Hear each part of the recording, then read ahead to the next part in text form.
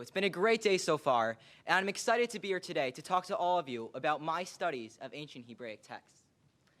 Some of you may recognize this picture from the movie The Ten Commandments by Charlton Heston. In it, Moses is portrayed descending from Mount Sinai with the 2 tablets of the Ten Commandments in his arms.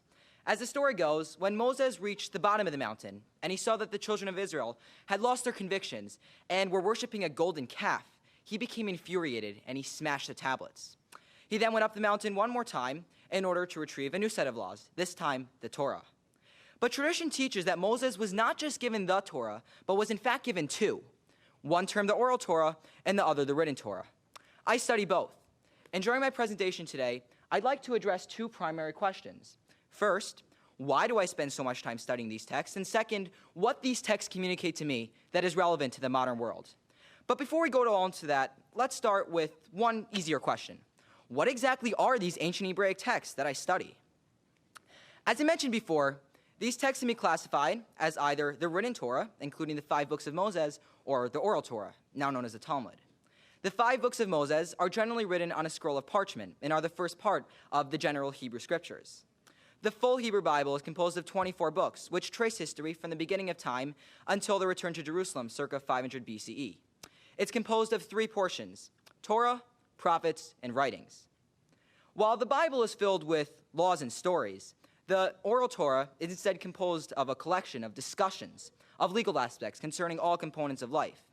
These include family law, criminal law, civil law, torts, holidays, rituals, and even a judicial system. In the past, the written Torah was primarily disseminated through books and scrolls, while the oral Torah was instead communicated verbally from teachers to students. However, approximately 220 CE, people began to realize that it would be arduous to maintain consistency in such a form. And therefore, the oral Torah was then redacted in a textual form called the Mishnah, and the Mishnah had discussions surrounding it, which were then compiled as the Talmud. But in order to get the most out of my studies, I consider my studies on these levels at a deeper level: culture. While history can indeed reveal a lot, by studying the true reasons and motives for the study of the text itself, I find that I can understand the text to a greater detail. My tradition treats education differently than the Western world. In the United States, for instance, a rigid hierarchic system exists, wherein students first attend high school after elementary school, many go on to college, fewer to graduate school, etc. In relation to Torah study, compulsory education up to just a certain age is alien to my ancient tradition. Rather, study of these texts is considered a mandated and virtuous activity that doesn't stop when school ends, but instead continues for all of life. It's not even an activity confined to the clergy or to the intellectually elite. Rather, studies of these texts are for every person: man, woman, rich, poor, old, young. These are free texts, and they invite much interpretation. And even though I personally study these texts in their ancient Hebrew and, in some cases, Aramaic, I still find that these texts invite much interpretation, as the Bible has been translated into more languages than any other work. And it's a prime example of how translations can make a work more universal and enhance potential for academic analysis and debate. After considering these texts on both the historical and cultural levels, there is one last realm that remains to be considered: the present. And by doing so, I've been able to derive principles that are relevant to the contemporary world. The Hebrew scriptures in the form of the Bible have taught me the importance of challenging authority. For example, some of you once again might be familiar with the Negro spiritual and its refrain, Shadrach, Meshach, and Abednego, performed by Louis Armstrong. Personally, I know it as Daniel chapter 3. This song gave hope to oppressed individuals. Shadrach, Meshach, and Abednego refused to bow down to a golden statue of the king Nebuchadnezzar. They therefore refused authority of the most powerful man on earth. But the refusal to submit themselves, in fact, empowered them, and eventually they rose up to the most powerful ranks in among the entire kingdom. Another biblical figure to consider is Job, referred to by William Safire in his volume The First Dissident, The Book of Job in Today's Politics. After being subjected to extreme suffering, Job sought guidance from his close friends. They suggested that it was rooted in his allegedly sinful way of life. But Job rejected the conventional approach and insisted instead upon finding truth and meaning. After lengthy discussions, one of Job's younger friends, named Elihu, finally spoke up. He was silent for the entire conversation, but he realized that he had the truth and he knew what he was saying. Although he was not the most venerated and not the eldest in the room, he spoke up and he had the correct answer. In a quote that I love and in fact, I've written on my business cards, Elihu asserted that it is not the aged who are wise, and therefore I say, listen to me. Elihu realized that even though he may not have been the oldest person, he had the right answer, and therefore the book of Job has taught me the value of questioning conventional authority. It has taught me to think outside the box, and it has taught me that even though I may not be the oldest person in a room, I should still express my opinions. While the Bible has taught me the importance of questioning authority, the Talmud has taught me that I should not take anything for granted, and that I should instead analyze everything critically, analytically, and systematically. The Talmud's unique structure allows it to deliver these skills. As opposed to the Bible, the Talmud, as I mentioned before, is a collection of legal topics that span all of life. In this work, a concept is introduced and various commentaries are made. They challenge each other, and the text dives deeper and deeper into these ideas, eventually reaching complex conclusions from just simple axioms. After introducing a new concept, it is then subject to intense questioning in the ultimate test, human reasoning. Nothing is ever taken for granted, and nothing is ever stated without complete justification. We all know the Miranda rights, the right to remain silent. Protection against self-incrimination is an important idea in the United States. But the idea was not just introduced for the first time in the 1966 Supreme Court case of Miranda versus Arizona to protect against unwarranted coercion to elicit testimony. Rather, this same idea was in fact mentioned 2,000 years earlier from the context of the Talmud. But its derivation there is quite unique. In the US, for instance, the Fifth Amendment states that no person shall be held to answer for a capital or otherwise infamous crime unless on the presentment or indictment of a grand jury. But that's simply an axiom.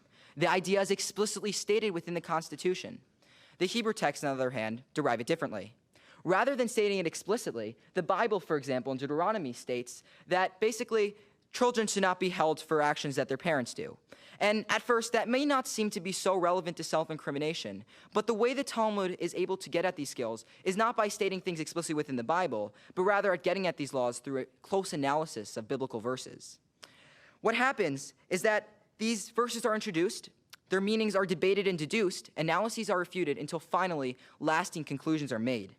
What's important is that these ideas are clearly stated as theorems and not just stated as axioms. This is another example of how nothing is taken for granted. There are very few initial axioms, and instead, these conclusions are made through analysis, and they're made with human reasoning. If applied to the American system, perhaps this could even alleviate many of the challenges that lawyers face in terms of challenging the constitutionality of laws. If everything is logical, many legal problems disappear, and the solution to cases become obvious and transparent. It's the same reason why when I study computer science, I attempt to state as few axioms as possible. Of course, this makes it more difficult to derive the algorithms themselves, but after succeeding in this form, it becomes so much more obvious how their algorithm works, why it works, and it becomes easier to apply it to different situations and different cases. Without challenging the opinions of various sources, arguing over conclusions, and thinking critically about different verses and different sources, perhaps many of the ideas behind self-incrimination could not have been gleaned 2,000 years ago. I have applied my studies of ancient Hebraic text to my personal philosophy, manner of thinking, and varied interests. I remember how my father used to talk about how stem cells could be derived from cord blood and then clinically used. I was fascinated. But when I later learned that those same stem cells could be artificially generated in the lab, I asked him why they were not used for clinical research. Later, when I posed the question to him and later my science teachers, they simply answered that these cells had problems. When I asked what these problems were, they were able to give me symptoms, but no one was able to give me the reasons. I was not satisfied. I began to peruse the internet. I read textbooks, I emailed professors, but no one could tell me what I was looking for. My desire to understand led me to the field of molecular biology, where, from the confines of my high school laboratory, I was able to develop a project concept and independently conduct research on these cells. I will mention that although I did this all within my high school laboratory, we do luckily have access to cell culture facilities, an electron microscope, and a flow cytometer, all within my high school classroom. But anyways, I began to question, and as my questions intensified and became more specific, I settled on an hypothesis that these cells are victim to deletion in their mitochondrial DNA, what I like to call the missing genome that is not as well studied. I also began to analyze the cells on the microscopic level, and using transmission electron microscopy, as you can see over here, the mitochondria within the stem cells on the left seem to be so disparate than from the normal cells on the right. My findings were astonishing. And I discovered that most of the mitochondrial DNA molecules within the cell were missing a third of the entire genome, besides for looking different. Finally, my results, therefore, suggested potential reasons why these cells have these problems, and they can therefore get us looking and get us on the right track for having proper stem cells generated artificially in the lab. If I would not have had an inquisitive mind shaped by my studies of ancient Hebraic texts, perhaps my research would not have been as successful. But my infusion of modern science in ancient texts does not stop there. I further applied my interest to entrepreneurship. I developed apps for the iPhone and iPad of one of these classical and ancient Hebraic texts called the Mishneh Torah. Maimonides, the author of the Mishneh Torah, realized that while the Talmud has a unique sense of sequencing, there was a need to establish a comprehensive and systematic code of Jewish law that could then be read by the average person who may have difficulty opening up the Talmud and reading through the obscure language and difficult concepts. The Talmud is difficult for many people, and Maimonides realized that he could create this in a form that could be more accessible to the average person. He was born in Cordova, Spain, and he was a 12th century thinker. And he's someone who we would call a Renaissance man because of his varied interests, even though he lived long before the Renaissance. He was a 12th century jurist, he was a philosopher, and he was a renowned physician in the house of the Egyptian Sultan. Like Maimonides, I've also found that all my interests can come together with the ancient text as an anchor. I was inspired by Maimonides' contribution, and I chose his work as the subject of my app, as you can see over here. I've attempted to promote his goal and increase the accessibility of his work to the average person. In addition to allowing users to study the text in an aesthetic, user-friendly, intuitive style, I've also built in additional features that make it even more useful. Although the sequencing of the Mishneh Torah is extremely intuitive in its own right, I developed a search function that allows users to find key concepts in a much easier fashion. After finding what they're looking for, users can then bookmark these laws that they found, and they can then share them with their friends. This makes study of the text more conducive to discussion and collaboration with friends and colleagues.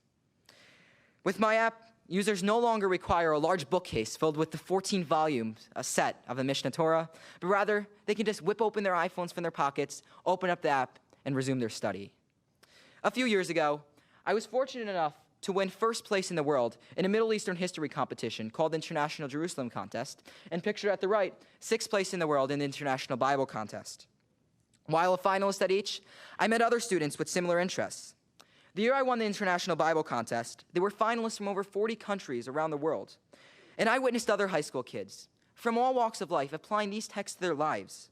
There was such a wide-ranging array of interests within that group of students that I really began to appreciate that these texts can be applied to life and that they can really cause an enthusiasm for so many disparate fields.